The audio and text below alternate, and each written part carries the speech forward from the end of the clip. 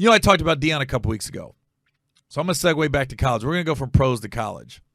When the Colorado State coach said that stuff about Deion, it rubbed me wrong, as well as a lot of other people. But the Oregon coach, these guys are such hypocrites.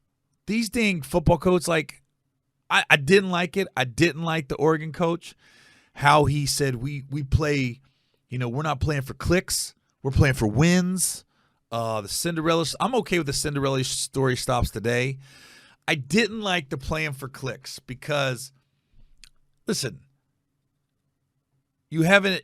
What Deion is doing, yeah. Here's the thing: you are playing for clicks. You are playing for eyeballs. Some of this stuff that these guys do, and it's all jealousy in the end. And don't stop saying, I can't stand these coaches like, I'm just looking out for my kids. No, you're not. You're looking out for yourself because you're jealous that Deion came in, and I know some of these coaches probably didn't pay his dues. That's what they're thinking.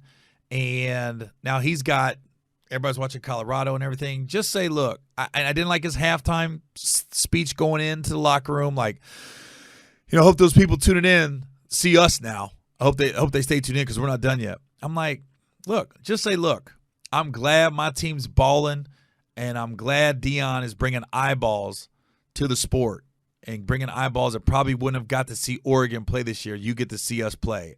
So I want to thank him for that. That's what you want. I mean, because you did the same thing when you said we're not playing for clicks and you let those cameras in the locker room before the game.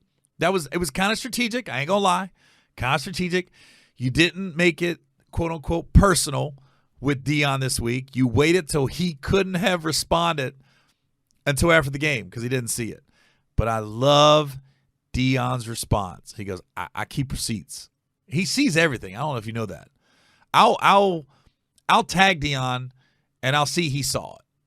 And sometimes he'll respond. He's on it. He's using this social media tool to his advantage to recruit, to make money, and to get eyeballs on things. So I guarantee you this week, USC's coach ain't going to say a word, and he ain't going to say anything triggering before the game or halftime or after the game. I would be shocked if Coach Riley at USC says anything remotely close to that. So I didn't like that shit at all. It just rubbed me wrong. It just screamed insecurity on your part. That's what it did. Because, look, Deion's secure who he is. And like he said, get him now. Get him now because it's the worst we going to be. And I made a tweet on Twitter. I was like, Deion about to be all in Oklahoma, Minnesota, Iowa, Nebraska.